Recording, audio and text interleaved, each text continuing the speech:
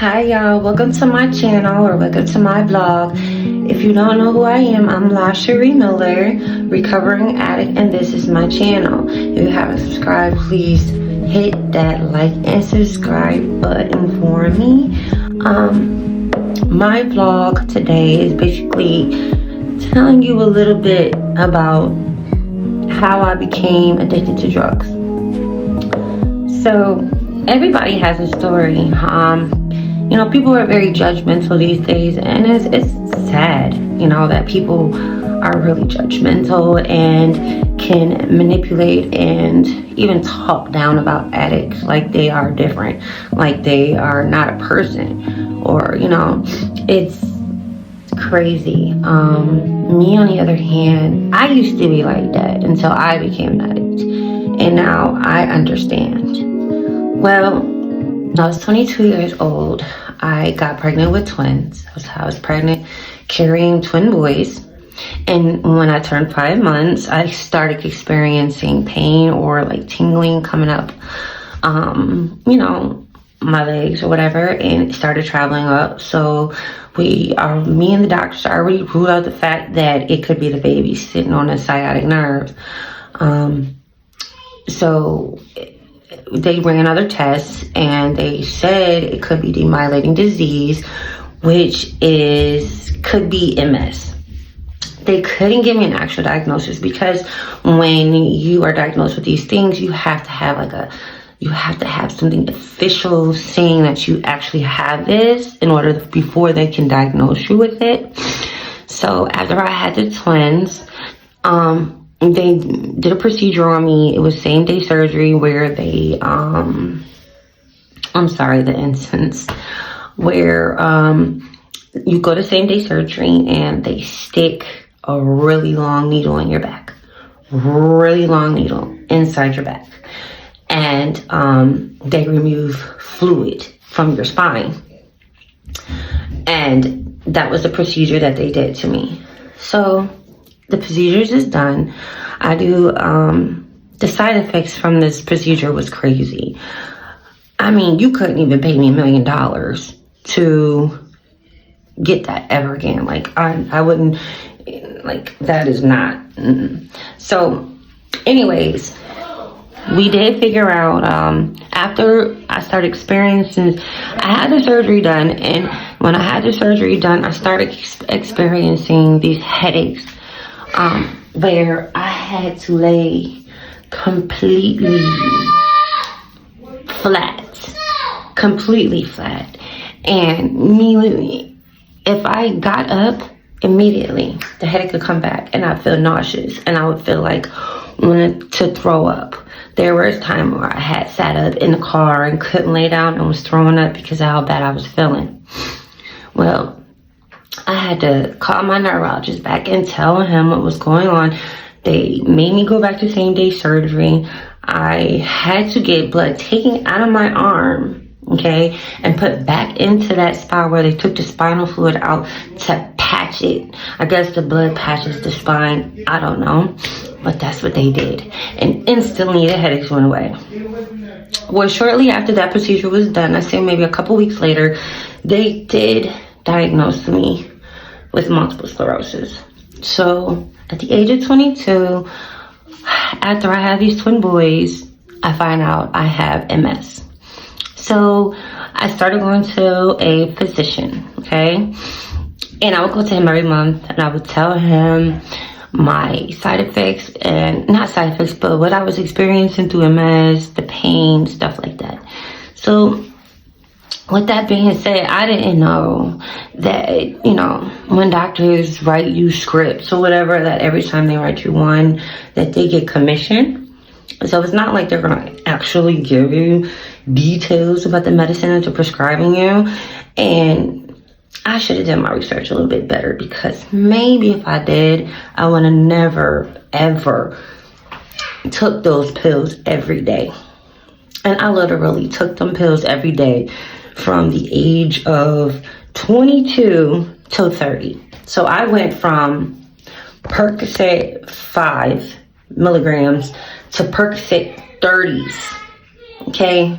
Just straight Roxettes. So by the time I was 30, I was up to Roxasets. I was in pain management. But at the time I was kind of not doing it right. I was selling my pills, one, to try to make money, but I was also misusing them too. So that was kind of like setting me back. So one day I didn't have enough pills to get me through the month. And I think maybe it was like a couple of days before I had to go to the doctor, I started feeling really crazy. I did not know what withdrawal was until I literally went through it. Like, being on these pills this long, I didn't even know what withdrawal was because I had pills all the time. After that, I didn't know what was wrong with me. All I know is I was getting ready to go pick up somebody I used to hang out with that I was getting high with and stuff like that, to see if maybe that person could help me, you know, get a Percocet or whatever. Well, I picked them up and they knew. As soon as they got in the car, they knew. Lala, you sick? And I'm like, yeah, I am. I don't know what's wrong with me. He was like, you know, explain your symptoms. And I explained my symptoms in detail. You know, I had really bad stomach cramps. It felt like my skin was crawling. My head felt crazy. I felt nauseous. The smell was off. Everything was off. He was like, yeah, that's withdrawal. And I'm like, oh my God, well, what is withdrawal? What do I do for withdrawal? And he's like, well, you know, we can get some dope. He was like, either that or you're going to have to get another Percocet. And I'm like, dope? I'm from upstate New York. And when we say, well, I'm from Buffalo, New York, excuse me. And when we say dope up there, when I was raised out there, dope was weed. So I'm thinking that he talking about weed, and I'm like, weed? That's not going to do nothing for me but make it worse. Like, make everything times 10. And he's like, no. He's like, heroin. And I'm like, heroin? I'm like, no, I'm not doing that. And he started breaking it down to me that, you know, heroin was the same as a Percocet 30. It's just in, the Percocet is just in pill form and it's a substitute. So I ended up looking it up, squashed that. I was sick and I was like, you know what, whatever you have to do to make me feel better, I'm down with it. So we ended up taking this ride to Camden, New Jersey. That's the first time I ever been to Camden, New Jersey. I didn't know nothing about Camden until this day. You go down there and he's like, I'm not getting out the car, you know, because I ain't know Camden like that. When I went out there for the first time, it looked really scary and crazy. Cause now this is back in 2012, when Camden, before it got real, like before it did that 360 and turned around to the good. It was real bad when I first started coming out there. But anyways, he gets the stuff from me, and it's like this little bag, a little tiny zip bag with a wax paper in it. A wax paper bag, and inside it has a substance in it.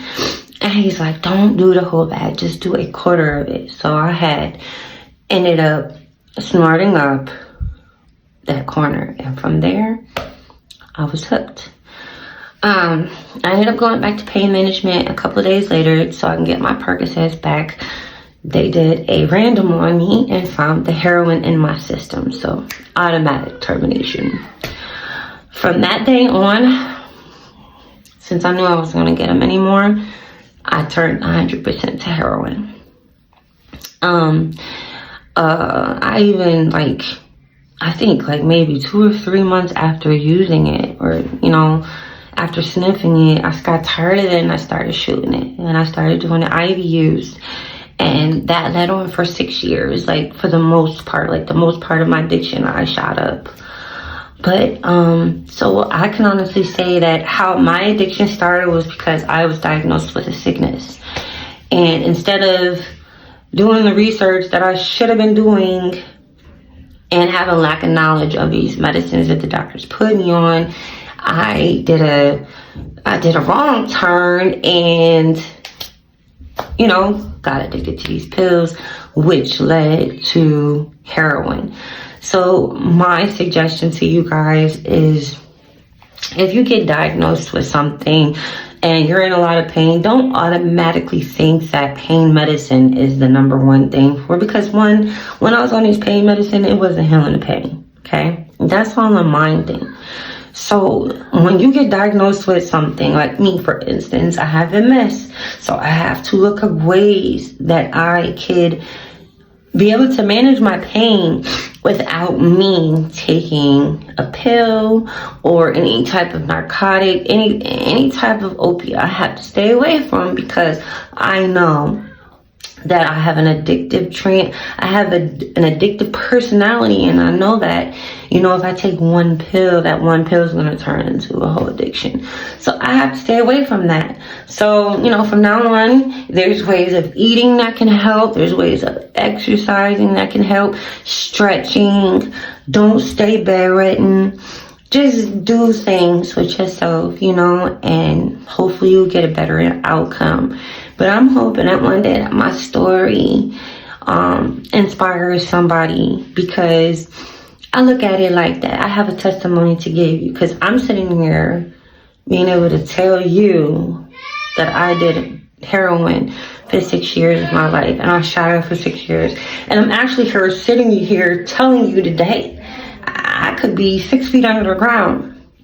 So that's a testimony, and I'm going to share, and I'm going to tell, and whatever I gotta do to help people know that there is help out there. There's ways of getting off this stuff without having to go through withdrawal or full-blown withdrawal.